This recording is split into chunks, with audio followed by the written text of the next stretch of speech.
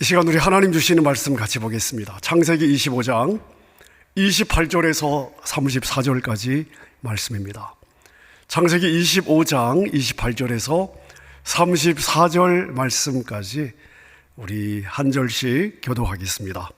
제가 28절 말씀 먼저 읽겠습니다. 이삭은 에서가 사냥한 고기를 좋아하므로 그를 사랑하고 리브가는 야곱을 사랑하였더라. 29절 읽습니다. 야곱이 죽을 쑤었더니 에서가 들에서 돌아와서 심히 피곤하여 야곱에게 이르되 내가 피곤하니 그 붉은 것을 내게 먹게 하라 한지라. 그러므로 에서의 별명은 에돔이더라. 야곱이 이르되 형의 장자의 명분을 오늘 내게 팔라. 에서가 이르되 내가 죽게 되었으니 이 장자의 명분이 내게 무엇이 유익하리요? 야곱이 이르되 오늘 내게 맹세하라. 에서가 맹세하고 장자의 명분을 야곱에게 판지라. 함께 읽습니다.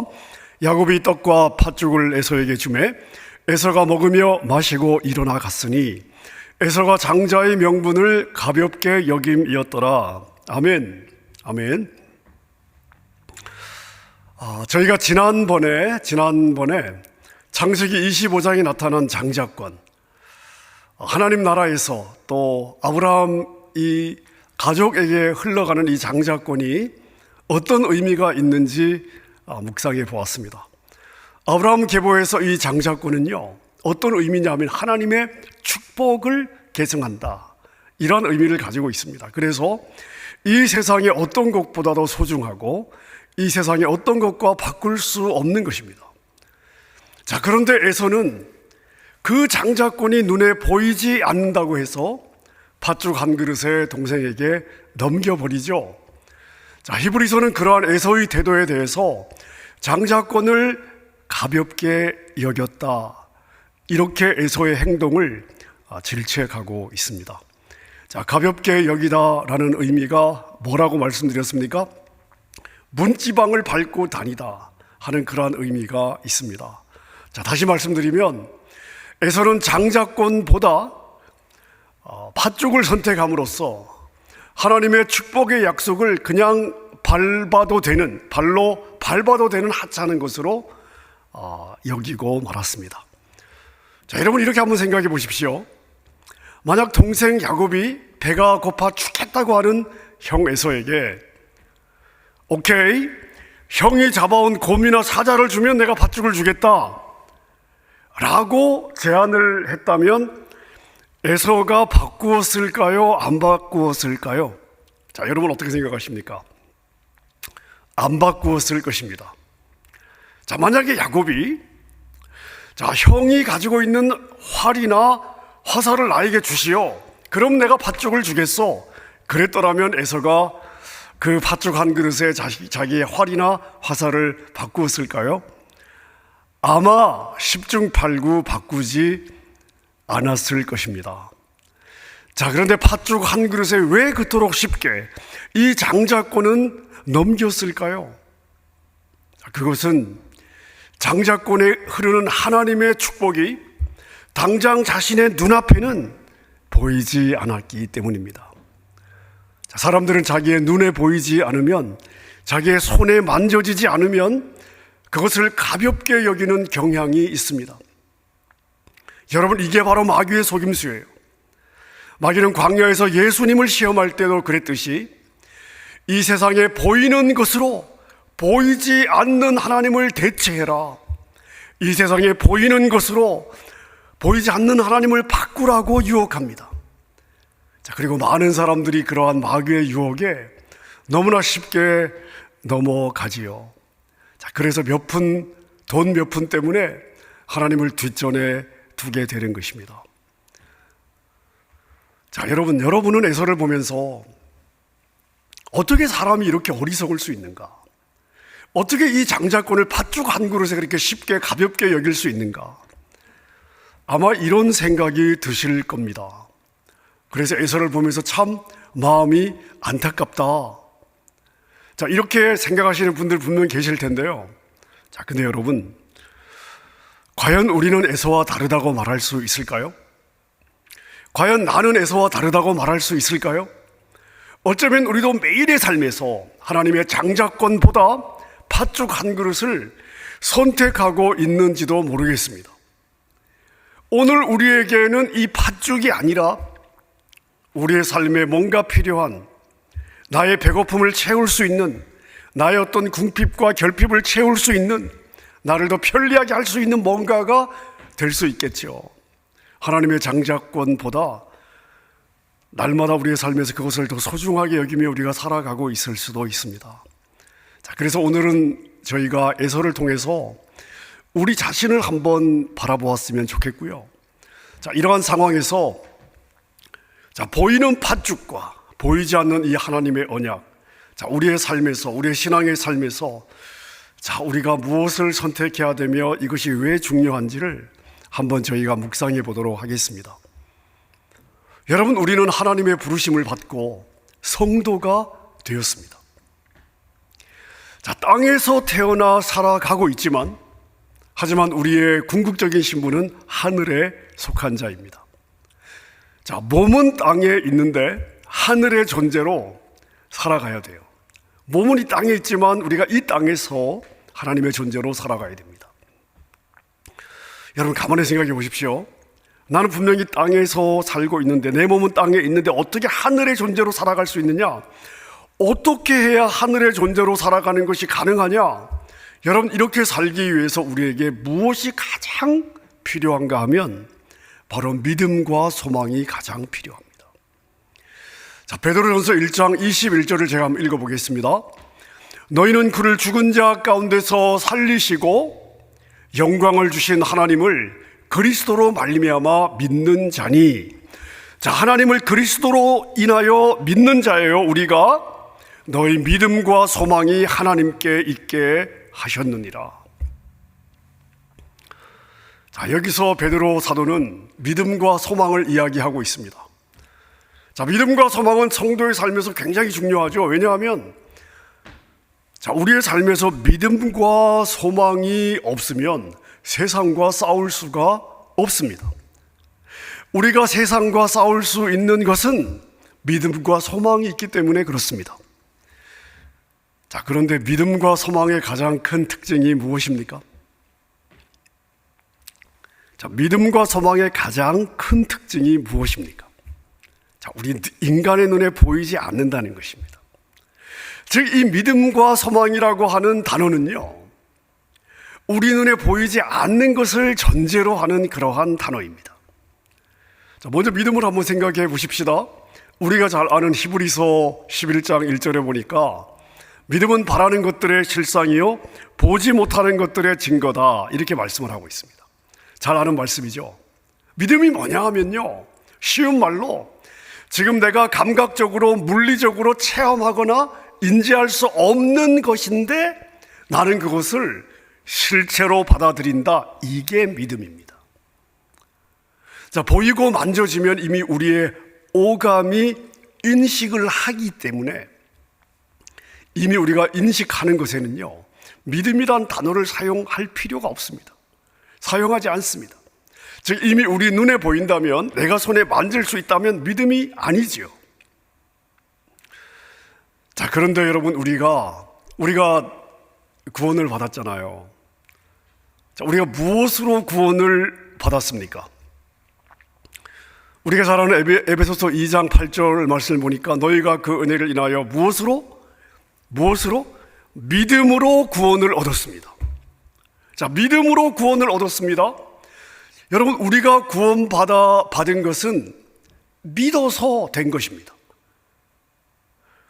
근데 우리는 분명히 구원받은 건 우리가 인정하는 건데, 우리가 구원받은 것은 믿음을 통해서예요. 근데 그 믿음이라는 것이 우리 눈에 보이지 않습니다. 우리 눈에 보이는 것이 아니에요. 우리가 날 때부터 죄인이라는 거, 죄의 결과는 사망인데 우리 힘으로 죄의 문제를 해결할 수 없다는 거. 하나님께서 우리의 죄를 위하여 죄 없는 예수님을 육신의 몸을 입혀서 이 땅에 보내셔서 죄인인 내가 죽어야 할 자리에서 나 대신 나의 죄를 짊어지고 죽으시게 한 것.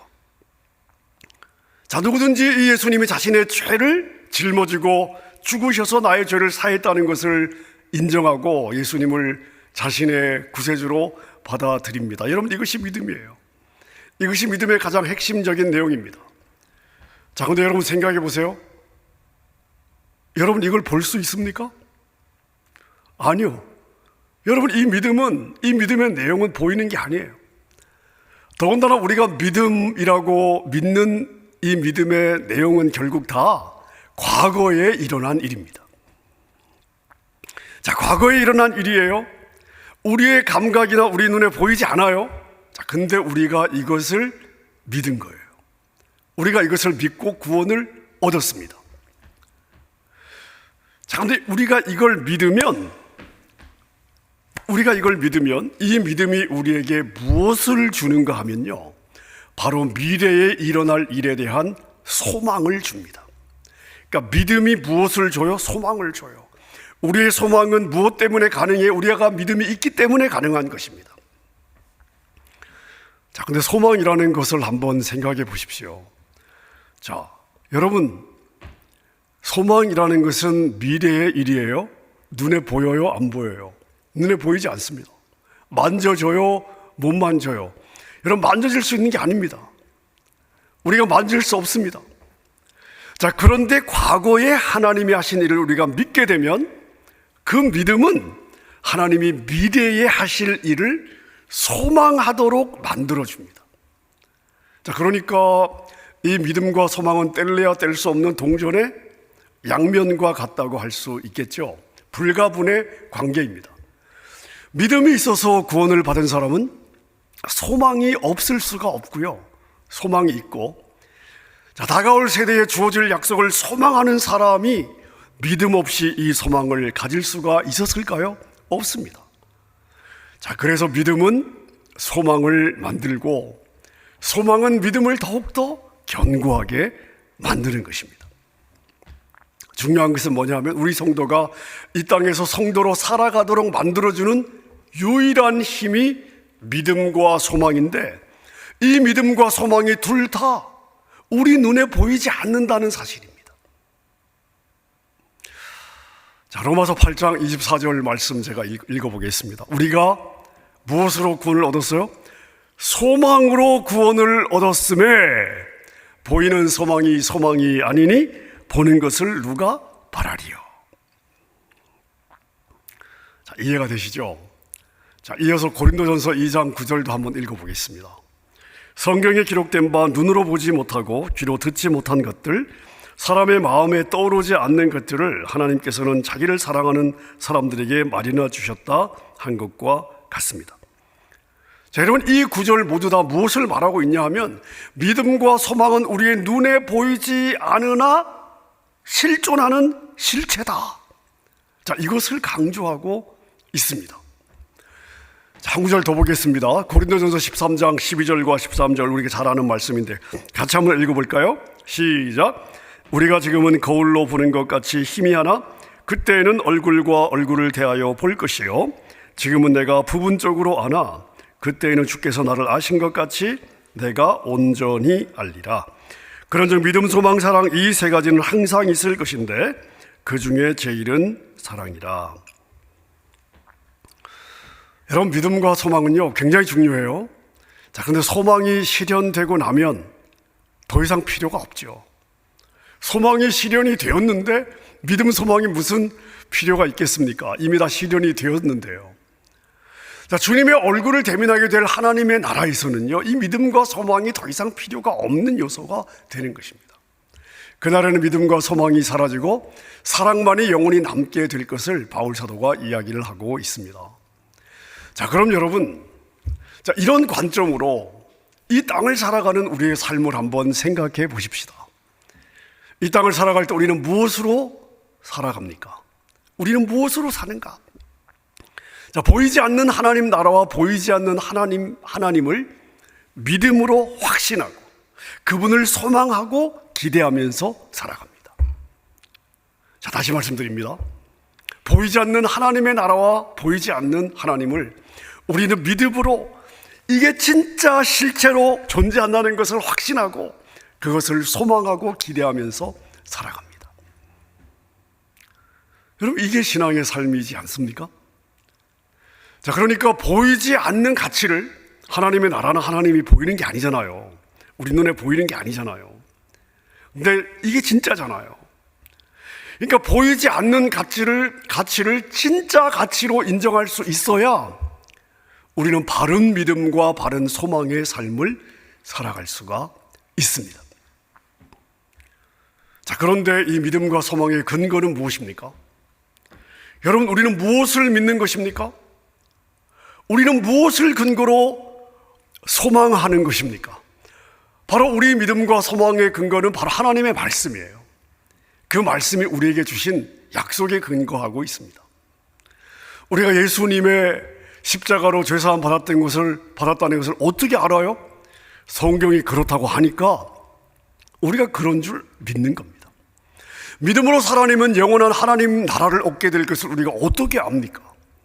하나님이 약속하셨기 때문에 우리가 그걸 그렇게 믿고 소망하는 것입니다. 자, 그러니까 우리의 믿음과 소망의 근거는 무엇이냐? 바로 하나님의 말씀, 하나님의 언약, 즉 하나님의 약속이 되는 것입니다. 올드 테스트먼트, 구약이 뭡니까? 옛 언약, 신약, 뉴 테스트먼트, 새 언약. 여러분, 우리 믿음과 소망의 근거는 바로 이 하나님의 말씀, 하나님의 언약, 하나님의 약속이 되는 것입니다. 즉 우리 성도는 하나님의 언약을 믿음과 소망으로 기대하고 바라고 확신하며 오늘의 현실을 이겨내는 삶을 살아가는 사람이다. 이렇게 할 수 있습니다. 아까 제가 초대에 말씀드렸죠.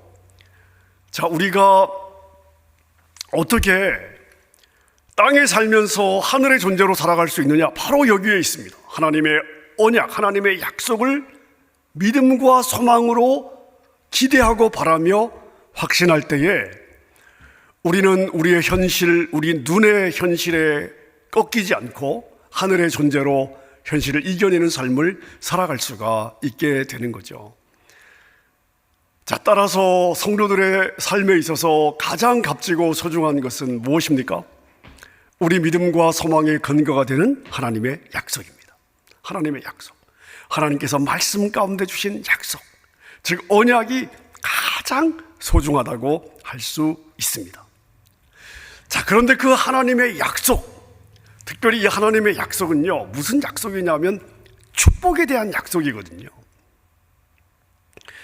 자, 근데 아브라함의 가게, 아브라함의 집안에 바로 이 하나님의 언약, 하나님의 축복의 약속이 흐르고 있었고요. 그리고 그 언약이, 하나님의 축복의 약속이 바로 무엇을 타고 상속이 되냐 하면 장자권을 타고 상속이 되고 있었습니다. 자, 그런데 그 약속의 성취가, 하나님 분명히 약속하셨는데 그 약속의 성취가 인간의 시간으로 볼 때 너무 느려요. 안 올 것 같아요. 흘러가는 게 보이지 않아요. 그냥 올 것 같지 않습니다. 더군다나 하나님의 언약이라는 것도 눈에 보이는 것이 아니죠. 성취되는 것도 너무나 더뎌서, 너무 늦어서 전혀 눈에 보이지 않습니다. 자, 그러다 보니까 에서 같은 사람은 하나님의 언약이 담긴 이 축복의 약속, 장자권을 당장 한 끼 팥죽 한 그릇에 팔아넘기게 된 것입니다. 여러분, 얼마나 어리석고 얼마나 안타까운 일입니까? 눈에 보이는 팥죽, 눈에 보이지 않는 하나님의 언약. 여러분, 우리는 이 사이를 살아가고 있는 것입니다. 자, 그렇다면 진짜 믿음과 소망, 가짜 믿음과 소망을 어떻게 구별할 수 있을까요? 자, 믿음은 선물로 주어진다고 말씀을 하셨는데 내가 진짜 믿음을 선물로 가지고 있는지, 아니면 어떤 사람이 믿음이 있다고 이야기를 하는데 그 사람의 믿음이 진짜인지를 우리가 어떻게 구별할 수 있어요? 여러분, 진짜 믿음과 소망, 가짜 믿음과 소망은 이렇게 구별할 수 있습니다. 하나님은 우리가 가진 믿음과 소망이 진짜인지 가짜인지를 우리 스스로 구별하도록 하기 위해서 뭘 하시냐면요, 우리 눈에 보이는 것들을 치워버리실 때가 있습니다. 하나님이 주시는 진짜 믿음과 소망은 눈에 보이는 힘, 눈에 보이는 권력, 눈에 보이는 쾌락, 눈에 보이는 편안함이 없을 때 비로소 내가 진짜 믿음을 가지고 있구나, 나의 소망이 진짜이구나, 이게 드러나는 거거든요. 반면에 가짜 믿음과 가짜 소망은 어떻게 되겠습니까? 눈에 보이는 이 세상 속에서 환난과 고난이 닥치면 금세 사라지게 되는 것이죠. 그래서 예수님께서 그런 믿음을 어디에 비유하셨습니까? 가시떨기 밭, 돌짝 밭, 길가 밭으로 표현해 내셨습니다. 바로 이런 이유 때문에 그렇습니다. 여러분, 눈에 보이든 보이지 않든 항상 믿음과 소망을 붙잡습니다. 누가요? 진짜 믿음과 소망을 소유한 사람은요. 진짜를 소유한 사람은 눈에 보이든 눈에 보이지 않든 상관없어요. 항상 믿음과 소망을 변함없이 붙잡습니다. 왜냐하면 그들은 보이지 않는 하나님의 약속을 붙잡고 살기 때문에 그렇습니다. 하나님이 주신 최고의 선물이 뭐냐? 바로 하나님의 말씀, 이 최고의 가치입니다. 내가 하나님을 신뢰하기 때문에 하나님이 주신 약속의 말씀을 신뢰하는 거예요. 하나님이 말씀하셨으면 내가 아는 그 하나님은 말씀하신 그대로 이루실 것을 내가 확신하는 것입니다. 그래서 내 눈에 보여도 땡큐이지만 눈의 가능성이 보이지 않아도 흔들림이 없습니다. 영향을 받지 않습니다. 눈에 보이는 것은 잠시 우리 육신의 배를 부르게 하는 팥죽 한 그릇과 같은 것이기 때문입니다. 하지만 하나님의 약속은 그 팥죽 한 그릇과 비교할 수 없는 것이죠. 여러분, 다시 한번 강조드립니다. 내 안에 소망이 있다는 것이 확인되기 위해서는 눈에 보이는 것들이 없어야만 됩니다. 그래서 하나님의 언약을 신뢰하는 믿음과 소망의 사람에게 항상 있어야 될 것이 뭐냐? 바로 기다림이고 인내입니다. 로마서 8장 24절과 25절에 이런 말씀이 있죠. 우리가 소망으로 구원을 얻었음에 보이는 소망이 아니니 보는 것을 누가 바라리요? 만일 우리가 보지 못하는 것을 바라면 참음으로 기다릴지니라. 우리가 잘 아는 말씀입니다. 자, 여러분 보세요. 자, 믿음을 근거로 해서 소망을 가진 사람에게 무엇이 필요해요?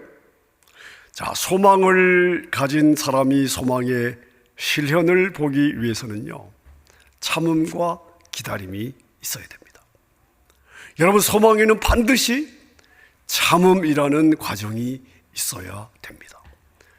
우리는 때로 그 기간을 고난이라고 표현하기도 하고 다른 말로는 하나님의 침묵이라고 표현하기도 합니다. 자, 한 구절 더 찾아보겠습니다. 로마서 5장 3절과 4절 말씀입니다. 제가 읽겠습니다. 다만 이뿐 아니라 우리가 환난 중에도 즐거워하나니 이는 환난은 인내를, 인내는 연단을, 연단은 소망을 이루는 줄 알미로다. 자, 여기에도 보면 소망을 견고케 하는 요소가 뭐냐? 참음입니다. 그리고 그 참음을 만들어가는 과정이 무엇이에요? 바로 환난이라고 하는 환경입니다.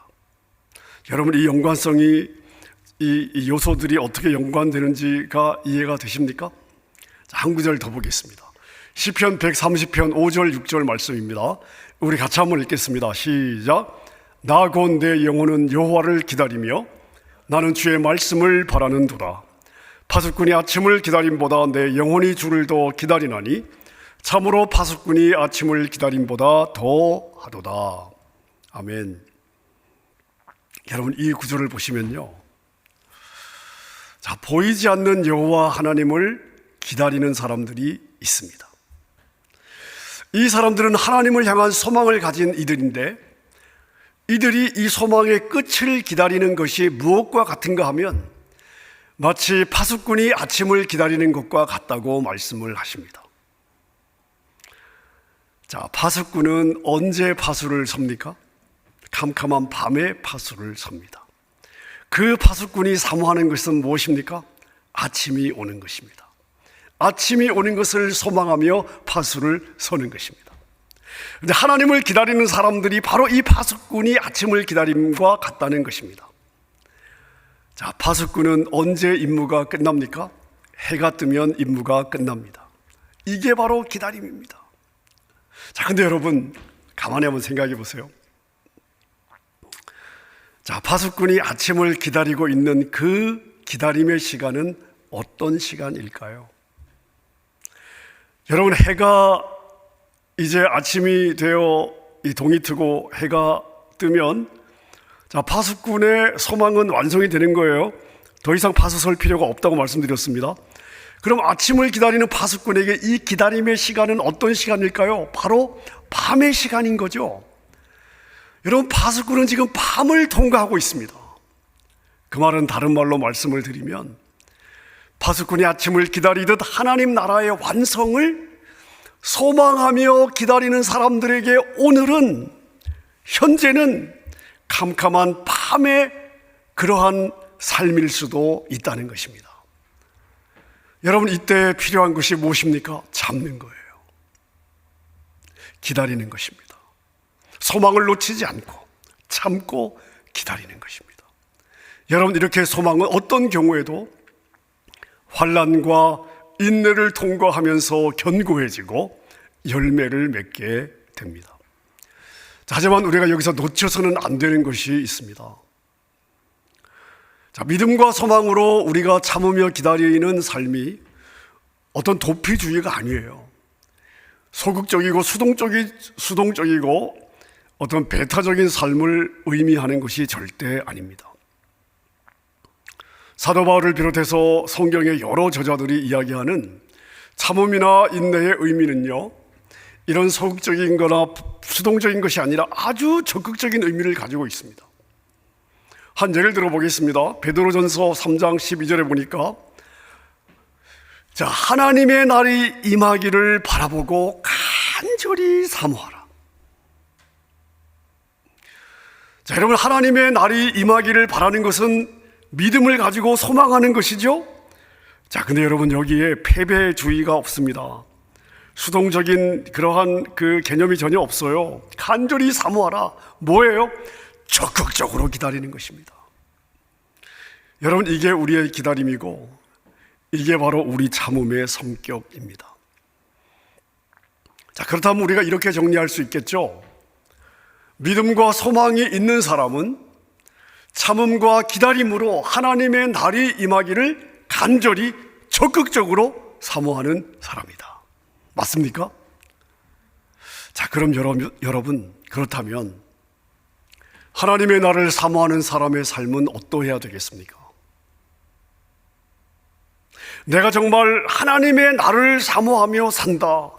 내가 참음으로 그 날을 기다리고 소망하며 살고 있다. 이러한 믿음을 가지고 있다. 자, 그러면 이러한 믿음으로 하나님의 나라를 소망하며 참고 기다리는 삶을 살아가는 사람들의 삶은 어떠해야 되겠습니까? 여러분, 이게 중요하죠. 왜냐하면 그게 바로 우리의 삶이기 때문에. 그게 바로 우리의 삶이기 때문에. 자, 그러면 그런 믿음으로 소망을 가지고 살아가는 우리는 어떠한 삶을 살아가야 되느냐? 베드로후서 3장 14절이 아주 중요한 팁을 우리에게 주고 있습니다. 같이 읽겠습니다. 그러므로 사랑하는 자들아, 너희가 이것을 바라보나니 주 앞에서 점도 없고 흠도 없이 평강 가운데 나타나기를 힘쓰라. 여러분, 이러한 믿음으로 소망을 가지고 살아가는 사람들의 삶은요, 주님 앞에 섰을 때 점 없고 흠이 없는 그러한 그 존재로 설 수 있도록 이 땅에서 살아드리는 것입니다. 점 없고 흠이 없도록 살아드리는 삶. 자, 여러분, 이것이 바로 우리가 이 기다림의 시간, 참음의 시간 동안 해야 될, 살아내야 될 가장 중요한 일입니다. 이것이 예수님께서 우리를 구원하신 목적이기도 합니다. 점 없고 흠 없이 우리를 하나님 앞에 세우는 것. 여러분, 이것이 예수님이 우리를 구원하신 목적이고 이유이기도 합니다. 자, 에베소서 1장 4절 5절 말씀을 우리 같이 한번 읽도록 하겠습니다. 함께 읽습니다. 시작. 그 창세전에 그리스도 안에서 우리를 택하사 우리로 사랑 안에서 그 앞에 거룩하고 흠이 없게 하시려고 그 기쁘신 뜻대로 우리를 예정하사 예수 그리스도로 말미암아 자기의 아들들이 되게 하셨다. 그렇죠? 자, 다시 말씀드리면 하나님께서 예수 그리스도를 통해서 저와 여러분을 구원하신 가장 중요한 이유가 뭐냐? 목적이 뭐냐? 바로 한마디로 저와 여러분들의 거룩함입니다. 자, 이것은 성경 여러 곳에서 계속해서 강조하는 아주 중요한, 우리가 붙들어야 될 우리 삶의 가장 중요한 목적입니다. 데살로니가 4장 3절 말씀에도 하나님의 뜻은 이것이니 너희의 무엇이라? 너희의 거룩함이라. 이게 하나님의 뜻이랍니다. 요한일서 3장 3절도 마찬가지입니다. 주를 향하여 이 소망을 가진 자마다 그의 깨끗하심과 같이, 여기서 그는 누구예요? 우리 주님이시잖아요. 주님의 깨끗하심과 같이 자기를 깨끗하게 하느니라. 아멘입니까? 사랑하는 여러분, 우리에게 있어서 현재는요 굉장히 중요합니다. 우리의 하루하루, 오늘 하루 우리의 현재는요 굉장히 중요합니다. 왜 중요한가 하면 우리 자신을 거룩하게 준비하는 기회이기 때문에 그렇습니다. 하나님이 때로 우리의 거룩을 이루기 위해서 고난이라고 하는 도구를 사용하실 수 있습니다. 길고도 긴 기다림의 시간을 도구로 사용하실 수도 있습니다. 하지만 성도에게 있어서 고난과 기다림은 항상 유익하다, 이렇게 믿을 수 있기를 바랍니다.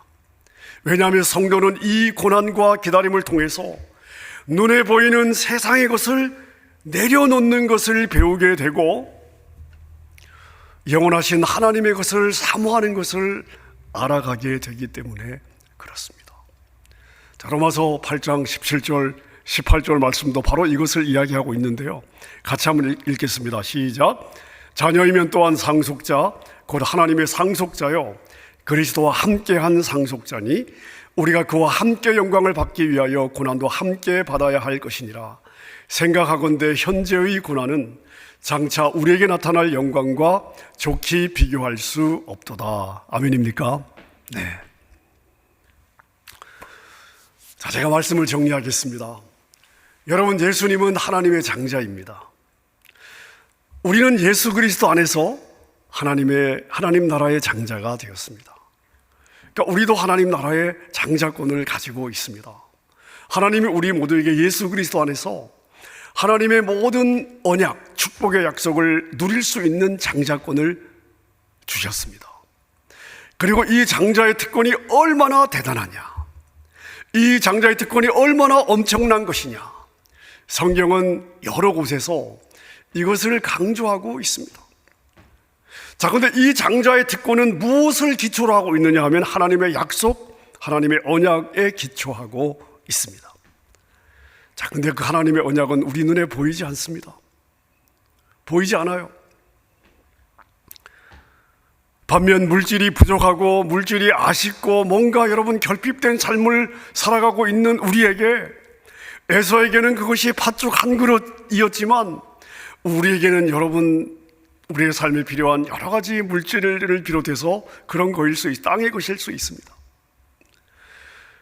자, 여러분, 뭔가가 아쉬운 우리에게 이러한 팥죽 한 그릇은 당장 손을 뻗으면 줄 수 있는 곳에 있습니다. 하나님의 언약은 보이지 않아요? 팥죽은 바로 눈앞에 손을 뻗으면 내가 줄 수 있는 곳에 있습니다. 자, 그러다 보니 보이지 않는 하나님의 약속보다 보이는 팥죽을 추구하는 삶을 살게 되는 것입니다. 이렇게 살아가게 되는 것이 너무나 쉬워요. 여러분, 이게 우리의 본성입니다. 우리가 깨어있지 않으면 그렇게 되는 것입니다. 다시 말씀드리면 눈앞에 팥죽 한 그릇은 우리가 쉽게 포기할 수 없는 너무나 매력적인 것으로 우리에게 다가오게 됩니다. 자, 이때 눈에 보이는 팥죽이 아니라 보이지 않는 하나님의 약속을 붙잡도록 만드는 것이 뭐냐? 바로 믿음과 소망입니다. 하나님의 약속은 우리의 눈에 보이지 않습니다. 하지만 팥죽과는 비교될 수 없는 영광스러운 축복이 약속되어 있습니다. 사랑하는 여러분, 오늘 이 수요 저녁에 하나님을 예배하는 말씀을 듣고 있는 우리 사랑하는 성도님, 여러분은 무엇을 추구하며 살아가고 있습니까? 눈에 보이는 팥죽을 추구하며 살고 있지는 않습니까? 아니, 여러분은 하나님의 약속을 추구하며 살아가고 있습니까? 오늘 하루 여러분의 삶에서 여러분은 무엇을 선택하셨습니까? 눈에 보이지 않으나 하나님의 약속과 언약을 믿고 그 축복을 소망하며 살아가는 여러분 모두가 되시기를 바랍니다. 팥죽의 유혹이 아무리 강렬해도, 아무리 배가 고파 그 팥죽 한 그릇이 필요하다 할지라도, 지금 내가 그 팥죽이 없으면 죽을 것 같다 하더라도 그 팥죽 한 그릇 때문에 하나님의 약속을 가볍게 여기지 않는 여러분 되실 수 있기를 바랍니다. 그래서 에서와 같은 어리석은 삶이 아니라 약속을 소망하며 자신을 거룩하게 구별하여 여러분에게 주실 하나님의 영광스러운 나라에 합당한 삶을 살아내는 여러분의 하루하루, 여러분의 삶이 될 수 있기를 우리 주님의 이름으로 축원합니다.